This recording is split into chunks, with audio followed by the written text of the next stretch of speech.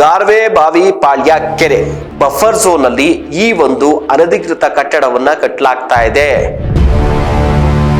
Lily rose ಶಾಲೆ ಈ management ಅವರು ಇಲ್ಲಿ ಕಟ್ಟಡವನ್ನ ಅಕ್ರಮವಾಗಿ ಕಟ್ಟಲಾಗ್ತಾ ಇದೆ.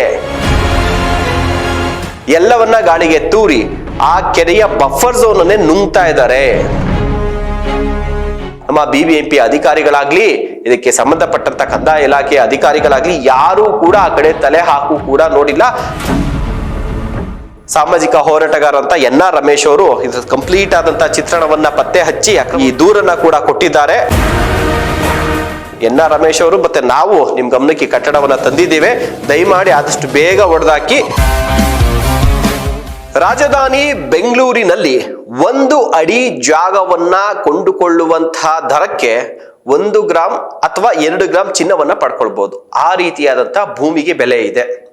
ಇಂತಹ ಭೂಮಿಯನ್ನ ಭೂಗಳ್ಳರು ಎಲ್ಲವೂ ಕೂಡ ಗೊತ್ತಿದ್ದೆ ಅದನ್ನ ಯಾರು ನಿಯಂತ್ರಣ ಮಾಡ್ಬೇಕಲ್ಲ ಅಂಥವರ ಬಾಯಿಗೆ ಏನೇನು ಕಾಣಿಕೆ ಹಾಕ್ಬೇಕೋ ಆ ರೀತಿ ಕಾಣಿಕೆಯನ್ನ ಹಾಕಿ ರಾಜಾರೋಷವಾಗಿ ದರೋಡೆಯನ್ನ ಜಾಗಗಳನ್ನ ಮಾಡ್ತಿದೆ. ಅದು ಖಾಸಗಿಯವರ ಜಮೀನಾಗಿರ್ಬೋದು, ಸರ್ಕಾರದ ಜಮೀನಾಗಿರ್ಬೋದು, ಯಾರು ಕೂಡ ತಲೆ ಕೆಡ್ಸ್ಕೊಂಡಿಲ್ಲ. ದುಡ್ಡೊಂದಿರ್ಬೇಕು, ಪವರ್ ಒಂದಿರ್ಬೇಕು. ಅಷ್ಟಿದ್ರೆ ನಿಮ್ಗೆ ರಾಜಕಾರಣಿಗಳು, ಪೊಲೀಸ್ ಅವರು, ಬಿಬಿಎಂಪಿ ಅಧಿಕಾರಿಗಳು, ಕಂದಾಯ ಇಲಾಖೆ ಅಧಿಕಾರಿ ಎಲ್ಲರೂ ಕೂಡ ನಿಮ್ಗೆ ಸಪೋರ್ಟ್ ಅನ್ನ ಮಾಡ್ತಾರೆ. ಅಂತಹ ಒಂದು ಸ್ಪೆಷಲ್ ಸ್ಟೋರಿಯನ್ನ ಸರ್ಕಾರಿ ಜಾಗದಲ್ಲಿ ಪರಿಸರಕ್ಕೆ ವಿರುದ್ಧವಾಗಿ ಕಟ್ತಾ ಇರುವಂತಹ ಒಂದು ಕಟ್ಟಡದ ಬಗ್ಗೆ ನಿಮ್ಗೆ ಒಂದು ಮಾಹಿತಿನ ಕೊಡೋದಕ್ಕೆ ಇವತ್ತಿನ ಸ್ಪೆಷಲ್ ಸ್ಟೋರಿಯಲ್ಲಿ ನಾನಿದ್ದೀನಿ, ಶಿವಪ್ರಸಾದ್ ಮಾಗ್ಡಿ. ಬೆಂಗಳೂರಿನಲ್ಲಿ 2 ರೀತಿಯ ಭೂಮಾಫಿಯಾ ಗ್ಯಾಂಗ್ಗಳಿದೆ. ಒಂದು, ಅಮಾಯಕರ ಜಾಗ ಎಲ್ಲಿದೆ ಆ ಜಾಗವನ್ನ ಹುಡುಕಿ, ಆ ಸರ್ವೆ ನಂಬರ್ ಅನ್ನ ಹುಡುಕಿ, ಅದಕ್ಕೆ ಬೇಕಾದಂತ ಎಲ್ಲಾ ಡಾಕ್ಯುಮೆಂಟ್ಗಳನ್ನ, ನಕಲಿ ಡಾಕ್ಯುಮೆಂಟ್ಗಳನ್ನ ಕ್ರಿಯೇಟ್ ಮಾಡಿ, ಅದಾದ ಬಳಿಕ ಒಂದು ವ್ಯವಸ್ಥೆಯನ್ನ ಮಾಡಿಕೊಂಡು, ಪೊಲೀಸ್ ವ್ಯವಸ್ಥೆ ಎಲ್ಲವನ್ನ ಕೂಡ ಅವ್ರಿಗೆ ಏನೇನ್ ಬೇಕು ಎಲ್ಲವನ್ನು ಕೂಡ ಮುಂಚೆನೆ ಸೆಟ್ಲ್ಮೆಂಟ್ ಮಾಡಿ ಆ ಜಾಗಕ್ಕೆ ಏಕಾಏಕಿ ಹೋಗಿ ಒಂದಷ್ಟು ರೌಡಿ ಗ್ಯಾಂಗ್ಗಳನ್ನ, ಜೊತೆಗೆ JCPಗಳನ್ನ, ಜೊತೆಗೆ ಕಾಂಕ್ರೀಟ್ ಮಿಕ್ಸ್ ಗಾಡಿಗಳು ಎಲ್ಲವನ್ನ ಕೂಡ ಕರ್ಕೊಂಡು ಹೋಗಿ ವಿತ್ ಪೊಲೀಸ್ ಸಮೇತ ಹೋಗಿ ಜಾಗವನ್ನ ಕಬ್ಜಾ ಮಾಡುವಂಥದ್ದು. ಅದು ಒಂದು ಗ್ಯಾಂಗ್. ಆದ್ರೆ ಮತ್ತೊಂದು ಗ್ಯಾಂಗ್ ಇದೆ. ಅದು ಏನ್ ಮಾಡುತ್ತೆ ಅಂದ್ರೆ ಸರ್ಕಾರಿ ಜಾಗಗಳನ್ನ ಕಬ್ಜಾ ಮಾಡುವಂಥದ್ದು. ಬಹಳ ಪ್ರಮುಖವಾಗಿ ಕೆರೆಗಳು. ಬೆಂಗಳೂರಿನಲ್ಲಿ ಎಷ್ಟು ಕೆರೆಗಳಿದ್ದೋ ಈಗ ಎಷ್ಟು ಕೆರೆಗಳಿದೆ, ಇರುವಂತ ಕೆರೆಗಳ ಮೇಲೆ ಭೂ ಮಾಫಿಯಾ ಗ್ಯಾಂಗ್ಗಳ ಕಣ್ಣು ಎಷ್ಟು ಮಟ್ಟಿಗೆ ಬಿದ್ದಿದೆ ಅನ್ನುವಂತ ನಿಮ್ಗೆಲ್ಲರಿಗೂ ಕೂಡ ಗೊತ್ತಿದೆ. ಇನ್ನೊಂದು ಮೋಸ್ಟ್ಲಿ ನಮ್ಮ ಮಕ್ಕಳು ಮರಿ ಮಕ್ಕಳಷ್ಟೊಳಗಡೆ ಬೆಂಗಳೂರಲ್ಲಿ ಯಾವುದೇ ರೀತಿಯಾದಂತ ಕೆರೆಗಳು ಇರೋದಿಲ್ಲ. ಅದಂತೂ ಬರ್ದಿಟ್ಕೊಳ್ಳಿ, ಈಗಲೇ ಹೇಳ್ತಾ ಇದ್ದೀವಿ. ಅದೇ ರೀತಿಯಾಗಿ ಈಗ ನಾವು ತೋರಿಸ್ತಾ ಇರುವಂತ ಸ್ಟೋರಿ ಕೂಡ ಅಷ್ಟೇನೆ. ದೃಶ್ಯದಲ್ಲಿ ನಿಮ್ಗೊಂದು ಫುಟೇಜ್ ಅನ್ನ ತೋರಿಸ್ತೀವಿ, ನೋಡ್ಕೊಂಬಿಡಿ. ಈ ಫುಟೇಜ್ ಒಂದು ಅದರ ಸ್ಕೆಚ್ ಕಾಪಿನೂ ಹಾಕಿದೀವಿ, ಜೊತೆಗೆ ಆ ಬಿಲ್ಡಿಂಗ್ ನ ವಿಜುವಲ್ಸ್ ಅನ್ನು ಕೂಡ ಹಾಕಿದೀವಿ. ಇದು ಗಾರ್ವೆ ಬಾವಿ ಪಾಳ್ಯ ಅನ್ನುವಂತಹ ಏರಿಯಾ ಬೊಮ್ಮನಹಳ್ಳಿ ವಿಧಾನಸಭಾ ಕ್ಷೇತ್ರಕ್ಕೆ ಬರುತ್ತೆ. ಮಂಗಮ್ಮನ ಪಾಳ್ಯ ವಾರ್ಡ್ 190 ವಾರ್ಡ್ ಸಂಖ್ಯೆ. ಇಲ್ಲಿ ಕಟ್ತಾ ಇರುವಂತ ಒಂದು ಕಟ್ಟಡ. ಬರೀ ಕಟ್ಟಡ ಕಟ್ತಾ ಇದ್ರೆ ನಮ್ಗೇನು ಸಮಸ್ಯೆ ಇರಲಿಲ್ಲ. ಆದ್ರೆ ಈ ಕಟ್ಟಡವನ್ನ ಅನಧಿಕೃತವಾಗಿ ಕಟ್ಟಲಾಗ್ತಾ ಇದೆ. ಖಾಸಗಿಯವರ ಜಾಗದಲ್ಲಿ ಕಟ್ಟುವಂಥದ್ದು ಇದೆಯಲ್ಲ, ನಕಲಿ ಡಾಕ್ಯುಮೆಂಟ್ಗಳ ಸೃಷ್ಟಿ ಮಾಡಿ ಅವರ ಜಾಗದಲ್ಲಿ ಕಟ್ಟುವಂಥದ್ದಿಲ್ಲ, ಅದು ಒಂದು ರೀತಿಯಾದಂತಹ ಅಫೆನ್ಸ್. ಆದ್ರೆ ಈ ಪರಿಸರಕ್ಕೆ ವಿರುದ್ಧವಾಗಿ, ಪರಿಸರಕ್ಕೆ ಹಾನಿಯಾಗುವಂತಹ ಜಾಗದಲ್ಲಿ ಅನಧಿಕೃತವಾಗಿ ಕಟ್ಟಡ ಕಟ್ಟುವಂಥದ್ದಿದೆಯಲ್ಲ, ಅದಕ್ಕಿಂತ ದೊಡ್ಡ ಅಫೆನ್ಸ್ ಇದು. ಅದೇ ರೀತಿಯಾಗಿ ಇವರು ಕಟ್ತಾ ಇರುವಂಥದ್ದು ಗಾರ್ವೆ ಬಾವಿ ಪಾಳ್ಯ ಕೆರೆ. ತುಂಬಾ ಹಳೆ ಕೆರೆ. ಈ ಕೆರೆ ಕೂಡ ಈಗ ಅವಸಾನದ ಹಂಚಿನಲ್ಲಿರುವಂಥದ್ದು. ಆ ಕೆರೆಯ ಬಫರ್ ಝೋನ್ ಅಲ್ಲಿ ಈ ಒಂದು ಅನಧಿಕೃತ ಕಟ್ಟಡವನ್ನ ಕಟ್ಟಲಾಗ್ತಾ ಇದೆ. ಅದು ಕಟ್ಟಡ ಯಾಕೆ?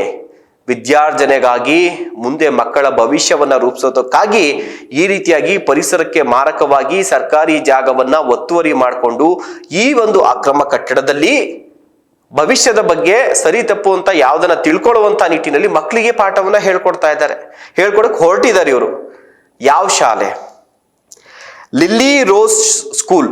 Lily rose school, LILLYROSE school. Lily rose ಶಾಲೆ ಈ ಮ್ಯಾನೇಜ್ಮೆಂಟ್ ಅವರು ಇಲ್ಲಿ ಕಟ್ಟಡವನ್ನ ಅಕ್ರಮವಾಗಿ ಕೆರೆಯ ಬಫರ್ ಝೋನ್ ಅಂತ ಏನ್ ಹೇಳಲಾಗುತ್ತಲ್ಲ, ಬಫರ್ ಝೋನ್ ಅಲ್ಲಿ ಒಂದು ರಾಜಕಾಲುವೆ, ಒಂದು ಕೆರೆ ಅಂತಿದ್ರೆ, ಅಥವಾ ಒಂದು ಯಾವ್ದಾದ್ರು ಕೂಡ ಮಳೆ ನೀರು ಹೋಗುವಂತಹ ಒಂದು ದೊಡ್ಡ ಕಾಲುವೆ ಇತ್ತು ಅಂತಂದ್ರೆ ಬಫರ್ ಝೋನ್ ಅಂತ ಇರುತ್ತೆ. ಇಷ್ಟು ಅಡಿ ಅಂತ ಜಾಗ ಇರುತ್ತೆ. ಆ ಜಾಗವನ್ನ ಯಾವುದೇ ಕಾರಣಕ್ಕೂ ನಾವು ಆ ಜಾಗವನ್ನ ಬಿಟ್ಟು, ಆ ಜಾಗದಲ್ಲಿ ಕಟ್ಟೆ, ಆ ಜಾಗವನ್ನ ಬಿಟ್ಟು ಇಷ್ಟಡಿ ದೂರದಲ್ಲಿ ಕಟ್ಟಬೇಕಾದ್ರೆ ಈ ಶಾಲೆಯ ಮ್ಯಾನೇಜ್ಮೆಂಟ್ ಎಲ್ಲವನ್ನ ಗಾಳಿಗೆ ತೂರಿ ಆ ಕೆರೆಯ ಬಫರ್ ಝೋನ್ ಅನ್ನೇ ನುಂಗ್ತಾ ಇದ್ದಾರೆ.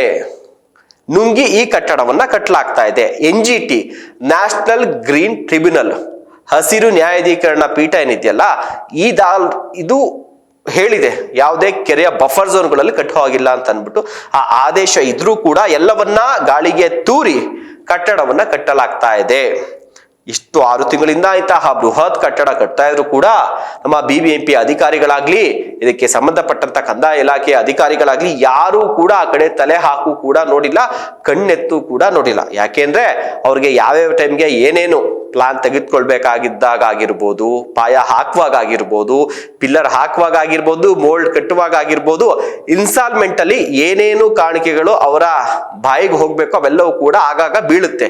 ಅದಕ್ಕೆ ಯಾರು ಕೂಡ ತಲೆ ಕೆಡ್ಸ್ಕೊಳೋದಾಗಲ್ಲ. ಅದೇ ನಾವೋ ನೀವೋ ಏನಾರು ಒಂದು ಸೆಟ್ ಬ್ಯಾಕ್ ಬಿಟ್ಟಿಲ್ಲ, 1 ಫ್ಲೋರ್ ಎಕ್ಸ್ಟ್ರಾ ಕಟ್ಬಿಟ್ಟು ಅಥವಾ ರಾಜಕಾಲುವೆ ಪಕ್ಕದಲ್ಲಿ ಏನಾರು ಕಟ್ಟೋ ಅಂತಂದ್ರೆ ಏನವರ ಪೌರುಷಗಳನ್ನ ನೋಡ್ಬೇಕು ಅಧಿಕಾರಿಗಳು. JCB ತಂದು ನೋಟಿಸ್ ಕೊಟ್ಟು ನಮ್ಮ ಮನೇಲಿರೋ ವಸ್ತುಗಳನ್ನ ನಾವು ಆಚೆ ತಗೊಂಡೋಗಕ್ಕೆ ಬಿಡಲ್ಲ, ಡಮಾರ್ ಅಂತ ಡಮಾಲಿಷನ್ ಮಾಡಕ್ ಬಿಡ್ತಾರೆ. ಆದ್ರೆ ಇಂತಹ ಅಕ್ರಮ ಕಟ್ಟಡಗಳು, ದುಡ್ಡಿರೋ ಅಂತವ್ರು ಕಟ್ತಾ ಇರುವಂತ ಕಟ್ಟಡಗಳಿಗೆ ಏನೂ ಮಾಡಲ್ಲ. ಯಾಕೆ ಅಂದ್ರೆ ಇವ್ರಿಗೆ money power, political power, police power, rowdy power, ಎಲ್ಲಾ ಪವರ್ಗಳು, ಅಧಿಕಾರಿಗಳ ಪವರ್, BBMP ಅಧಿಕಾರಿಗಳ ಪವರ್, ಕಂದಾಯ ಇಲಾಖೆ ಅಧಿಕಾರಿಗಳ ಪವರ್, ಎಲ್ಲಾ ಪವರ್ ಅನ್ನ ಇವರು ಒಂದಿಷ್ಟು ದುಡ್ಡಂತ ಹಾಕಿ ಕಟ್ಟಿ ಮೂಲೆಗೆ ಬಿಸಾಕ್ಬಿಟ್ಟಿರ್ತಾರೆ. ಅದಕ್ಕೋಸ್ಕರ ಇವ್ರ ಮುಂದೆ ಯಾವ ನೋಟಿಸು, ಯಾವ ಅಕ್ರಮ, ಯಾವ JCB, ಯಾವ ಡೆಮಲಿಷನ್ ಏನೂ ಆಗಲ್ಲ. ಹಂಗೇನಾರು ಮಾಡಕ್ ಹೋಗಿ ಯಾರಾದ್ರೂ ನಮ್ಮಂತವ್ರು ಅಥವಾ ಯಾರ ಸಾಮಾಜಿಕ ಹೋರಾಟ ಧ್ವನಿ ಎತ್ತಿ ಒಂದೇನಾದ್ರು ದೂರು ಕೊಟ್ಟರು ಕೂಡ ದೂರನ ಕೂಡ ಸ್ವೀಕಾರ ಮಾಡೋದಿಲ್ಲ, ಅಥವಾ ಕೋರ್ಟಲ್ಲಿ ಹೋಗಿ ಸ್ಟೇ ತಗೊಂಡ್ಬರುವಂತ ಕೆಲಸವನ್ನಾದ್ರೂ ಕೂಡ ಇವ್ರು ಮಾಡ್ಬಿಡ್ತಾರೆ. ಇಂತಹ ಭೂ ಮಾಫಿಯಾಗಳು ಇರೋವರೆಗೂ ಕೂಡ ಯಾವುದೇ ಕಾರಣಕ್ಕೂ ಕೆರೆಗಳು ಉಳಿಯಲ್ಲ, ರಾಜಕಾಲುವೆಗಳು ಉಳಿಯಲ್ಲ. ಅದೇ ಕಾರಣಕ್ಕೆ ಬೆಂಗಳೂರು ಮುಂಚೆ ಮಳೆ ಬಂದ್ರೆ ಒಂದೇ ಒಂದು ತೊಟ್ಟು ನೀರು ನಿಲ್ತಾ ಇರಲಿಲ್ಲ ರಸ್ತೆ ಮೇಲೆ. ಇವತ್ತು ಒಂದೇ ಒಂದು ತೊಟ್ಟು ರಸ್ತೆ ಮೇಲೆಲ್ಲ ಇಡೀ ಮನೆ, ಅಪಾರ್ಟ್ಮೆಂಟು, ಗಲ್ಲಿ ಪಲ್ಲಿ, ಸರ್ಕಾರಿ ಕಚೇರಿಯಿಂದ ಹಿಡಿದು ಬಸ್ ಡಿಪೋ ಇಂದ ಹಿಡಿದು ಎಲ್ಲಾ ಕಡೆಗೂ ನೀರು ಹೋಗಿ ನುಗ್ಗುತ್ತೆ. ಪ್ರವಾಹದ ರೀತಿಯಲ್ಲಿ ಆಗುತ್ತೆ, ಟ್ರ್ಯಾಕ್ಟರ್ಲಿ ತೆಪ್ಪದಲ್ಲಿ ಹೋಗ್ಬೇಕು. ಆ ಪರಿಸ್ಥಿತಿ ನಿರ್ಮಾಣ ಆಗೋದಕ್ಕೆ ಕಾರಣ ಏನು ಅಂದ್ರೆ ಈ ರೀತಿಯಾದಂತ ಅಕ್ರಮ ಕಟ್ಟಡಗಳು. ನಾಳೆ ಅಲ್ಲಿ ಕೆರೆ ಇದೆ, ಕೆರೆಯ ಬಫರ್ ಝೋನ್ ಅಂತಂದ್ರೆ ಕೆರೆಯಲ್ಲಿ ನೀರು ಜಾಸ್ತಿ ಆದಾಗ ಆ ಬಫರ್ ಝೋನ್ ಇದೆಯಲ್ಲ ಅಲ್ಲಿಗೆಲ್ಲ ನೀರು ಬರುತ್ತೆ. ನೀರು ಬಂದಾಗ ಈ ಶಾಲೆಯ ಕಟ್ಟಡ ಅದೇ ಬಫರ್ ಝೋನ್ ಅಲ್ಲಿ ಕಟ್ಟಿರುವಂತ ಹಿನ್ನೆಲೆಯಲ್ಲಿ ಈ ಶಾಲೆಯ ಕಟ್ಟಡಕ್ಕೂ ಕೂಡ ನೀರು ಹೋಗುತ್ತೆ. ಅವಾಗ ಶಾಲೆಯ ಕಟ್ಟಡಕ್ಕೆ ನುಗ್ಗಿದ ಮಳೆ ನೀರು ಅಂತ ದೊಡ್ಡದಾಗಿ ಸುದ್ದಿ ಆಗುತ್ತೆ, ಮಕ್ಕಳಿಗೆಲ್ಲ ತೊಂದರೆ ಆಗ್ತಿದೆ ಅಂತ ಹೇಳಿ ಸುದ್ದಿ ಆಗುತ್ತೆ. ಆದ್ರೆ ಇವರು ಕಟ್ಟಿರುವಂತ ಅಕ್ರಮದ ಬಗ್ಗೆ ಎಲ್ಲೂ ಕೂಡ ಹೆಚ್ಚಾಗಿ ಸುದ್ದಿ ಆಗೋದಿಲ್ಲ. ಅದಕ್ಕೆ ಯಾಕೆ ಅಂದ್ರೆ ಇವರು ಅದಕ್ಕೆ ಏನೇನ್ ಬೇಕೋ ಅಂತ ವ್ಯವಸ್ಥೆಯನ್ನ ಮಾಡಿರ್ತವೆ. ಅಂತ ವಿಚಾರವನ್ನು ನಿಮ್ಮ ಮುಂದೆ ಬೆಳಕಿಗೆ ತರುವಂತ ಪ್ರಯತ್ನವನ್ನ ಮಾಡಿದ್ದೇವೆ. ಸೊ ಇದಕ್ಕೆ ಸಂಬಂಧಪಟ್ಟಂಗೆ ಈಗ ಆಲ್ರೆಡಿ ದೂರು ಕೂಡ ದಾಖಲಾಗಿರುವಂತದ್ದು. ಮುಖ್ಯ ಅಭಿಯಂತರರಿಗೂ ಮತ್ತೆ ಸಂಬಂಧಪಟ್ಟಂತ BBMP ಅಧಿಕಾರಿಗಳಿಗೆ ದೂರನ್ನ ಕೂಡ ಕೊಡಲಾಗಿದೆ.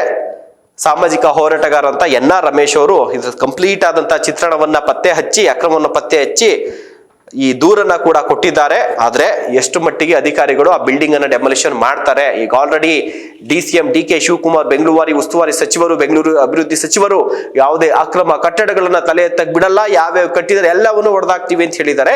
ದಯಮಾಡಿ ಶಿವಕುಮಾರ್ ಅವರೇ, ನಿಮ್ ಗಮನಕ್ಕಿಲ್ಲ ಅಂದ್ರೆ ನಾವು NR ರಮೇಶ್ ಅವರು ಮತ್ತೆ ನಾವು ನಿಮ್ ಗಮನಕ್ಕೆ ಕಟ್ಟಡವನ್ನ ತಂದಿದ್ದೇವೆ, ದಯಮಾಡಿ ಆದಷ್ಟು ಬೇಗ ಹೊಡೆದಾಕಿ ನಾವೇ ಇದೇ ಜಾಗದಲ್ಲಿ ಕೂತು ಮತ್ತೊಂದು ಸುದ್ದಿಯನ್ನ ಮಾಡ್ತೀವಿ ಅಂತ ಹೇಳ್ತಾ ಕಾರ್ಯಕ್ರಮವನ್ನು ಮುಗಿಸ್ತಾ ಇದ್ದೀವಿ. ನಿಮ್ಮ ಏರಿಯಾದಲ್ಲೂ ಕೂಡ ಈ ರೀತಿಯಾಗಿ ರಾಜಕಾಲುವೆಗಳನ್ನ ಒತ್ತುವರಿ ಮಾಡಿಕೊಂಡು, ಕೆರೆಗಳನ್ನ ಒತ್ತುವರಿ ಮಾಡಿಕೊಂಡು, ಅಥವಾ ಸಾರ್ವಜನಿಕರ ಅಥವಾ ಅಮಾಯಕರ ಜಾಗಗಳನ್ನ, ಸಾರ್ವಜನಿಕರ ಜಾಗವನ್ನು ಯಾರು ಕಬ್ಜಾ ಮಾಡ್ತಿದ್ದಾರೆ ಅಂತಂದ್ರೆ ನಿಮ್ಗೆ ಧ್ವನಿ ಎತ್ತಕ್ಕಾಗ್ಲಿಲ್ಲ ಅಂತಂದ್ರೆ ದಯಮಾಡಿ ಅಡ್ರೆಸ್ಸು, ಡೀಟೇಲ್ಸ್ ಎಲ್ಲವನ್ನ ಕೂಡ ಕಮೆಂಟ್ ಬಾಕ್ಸ್ ಅಲ್ಲಿ ಹಾಕಿ ನಾವು ಖಂಡಿತವಾಗ್ಲೂ ಇದು ಸಂಬಂಧಪಟ್ಟಂಗೆ ನಾವು ಕೂಡ ಒಂದಷ್ಟು ಧ್ವನಿ ಎತ್ತುವಂತ ಕೆಲಸವನ್ನ ಮಾಡ್ತೀವಿ ಅಂತ ಹೇಳ್ತಾ ಈ ಒಂದು ಸ್ಪೆಷಲ್ ಸ್ಟೋರಿನ ಮುಗಿಸ್ತಾ ಇದ್ದೀವಿ.